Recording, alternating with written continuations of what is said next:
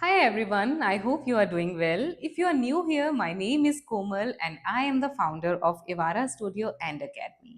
So आज की video में मैं आपको सिखाऊंगी एक सॉफ्ट ब्राइडल मेकअप ट्यूटोरियल जो कि परफेक्ट है आज की मॉडर्न ब्राइड्स के लिए।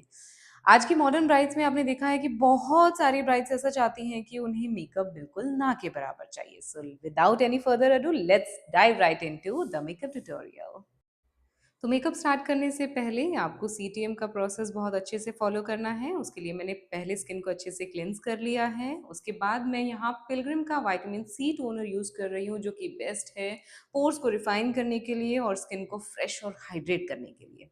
After that I am using a light liquid concealer from Recode और उसे मैंने मॉडल के शेड से स्किन टोन से एक या दो शेड लाइटर रखा है बिकॉज आई मेकअप आज उतना हैवी नहीं करने वाली हूँ, तो आईज को थोड़ा सा ब्राइटन अप रखेंगे ताकि वो हमारे फाउंडेशन के साथ अच्छे से मैच और मस्त दिखाई दे।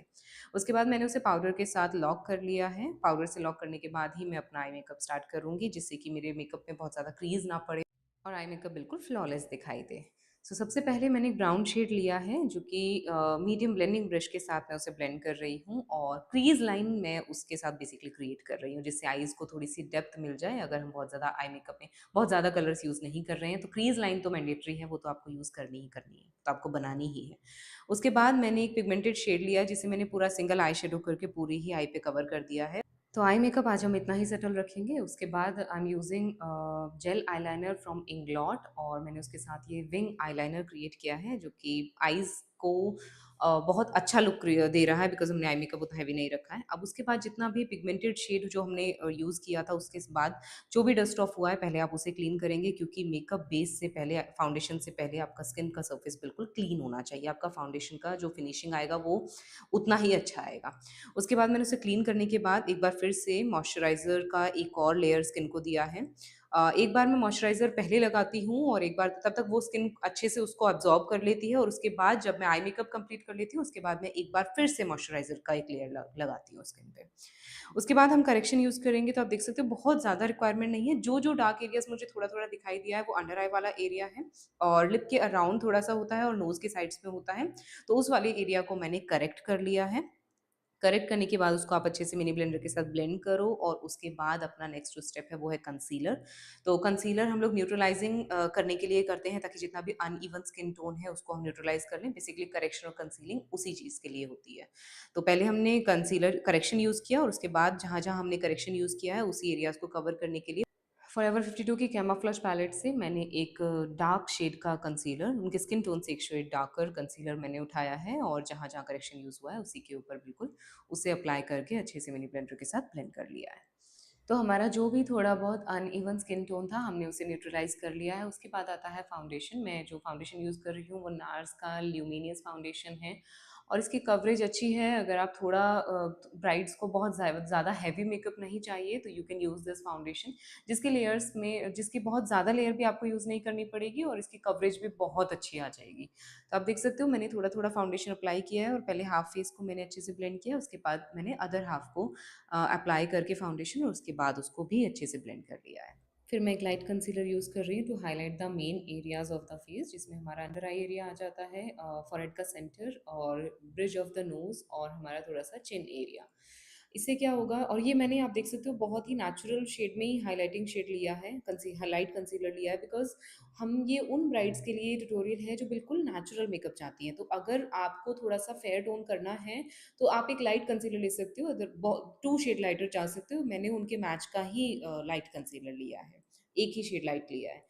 उसके बाद कॉन्टूर के लिए मैंने यहाँ फॉरएवर 52 का कंसीलर यूज़ किया है क्योंकि मैं बहुत थिक कॉन्टूर नहीं करना चाहती हूँ और लाइट कंसीलर है फॉरएवर 52 का, मैंने उसके साथ ही इसको कॉन्टूर कर दिया है।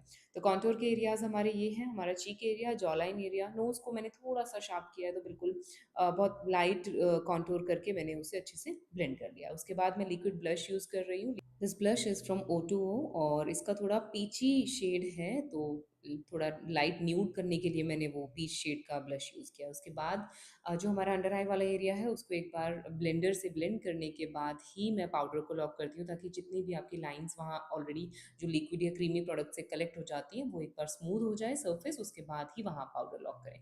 अगर आप ऐसा नहीं करेंगे, आप उन लाइन्स के ऊपर ही, फाइन लाइन्स के ऊपर ही अगर आपने वो पाउडर लॉक कर दिया तो वो वैसे के वैसे ही आपका फाउंडेशन वहाँ लॉक हो जाएगा, और फिर प्रॉब्लम आती है कि वो लाइन्स इतनी ज़्यादा शो की होती है मेकअप में। तो उसके लिए पहले आप लाइन्स को अच्छे से स्मूथ करें, सरफेस को बिल्कुल क्लीन करें और उसके बाद ही अपना पाउडर लॉक करें। फिर हमने किया है काजल अप्लाई। सो काजल के लिए भी मैं जो इंग्लॉट का लाइनर मैं line as a liner use करती हूँ उसी को मैं एज अ काजल यूज़ करती हूँ, बिकॉज इसका स्टे बहुत अच्छा रहता है। ये अराउंड 12 to 14 आवर्स तक का स्टे देता है, तो मुझे लगता है कि उतना बेस्ट मेरा कोई काजल वर्क नहीं करेगा जितना ये जेल आईलाइनर वर्क करेगा। उसके बाद मैंने आईज़ को थोड़ा सा कंप्लीट लुक देने के लिए ब्राउन, लाइट ब्राउन कलर का एक शेड है उसको मैंने अच्छे से नीचे ब्लेंड कर लिया है, स्मज कर लिया है बेसिकली। उसके बाद हम लैशेज़ अप्लाई करेंगे, तो लैशेज़ के लिए मैंने पहले लैश को कर्ल कर लिया है, जो हमारे नेचुरल लैशेज़ हैं उनको कर्ल करने के बाद मैंने मस्कारा लगाया है। फिर हम ब्राउज़ को सेट करेंगे, तो मैंने उससे पहले एनास्टेशिया की ये पेंसिल है, आईब्रो पेंसिल, जिसके साथ मैंने ब्राउज़ को पहले अच्छे से स्पूली के साथ क्लीन किया है बिल्कुल। हेयर को एक डायरेक्शन में लेके गई हूँ और उसके बाद मैंने उसे अच्छे से फिल कर लिया है। कलर फिल करने के बाद उसको ब्रश के साथ थोड़ा-सा और ज़्यादा क्लियर लुक मैंने एक दिया है। उसके बाद मैं यहाँ डियोर का हाइलाइटर यूज़ कर रही हूँ, जो हमारा ब्राउ बोन एरिया है उसको हाइलाइट करने के लिए। और उसके बाद कॉन्टूर में मैंने पाउडर कॉन्टूर यूज़ किया है। पाउडर कॉन्टूर के साथ एक बार आप जो आपने लिक्विड को कॉन्टूर यूज़ किया था उसको आप एक बार फिर से बेक करने के लिए और थोड़ा-सा ज़्यादा स्टे देने के लिए आप पाउडर कॉन्टूर यूज़ करो, उन्हीं एरियाज़ पे जहाँ-जहाँ हमने पहले कॉन्टूर किया था। उसके बाद मैं पाउडर ब्लश यूज़ करूँगी। पाउडर ब्लश में भी मैंने बहुत सॉफ्ट सा ही एक पीच कलर लिया है, क्योंकि हमें लुक ही बिल्कुल नेचुरल और सॉफ्ट रखना है। उसके बाद अगेन मैं डियोर का हाइलाइटर यूज़ कर रही हूँ और ये भी बिल्कुल सॉफ्ट सिल्वर कलर में दे रही हूँ, और ये हमारे जितने भी हाइलाइटिंग एरियाज़ हैं उन पे हमने हाइलाइट किया।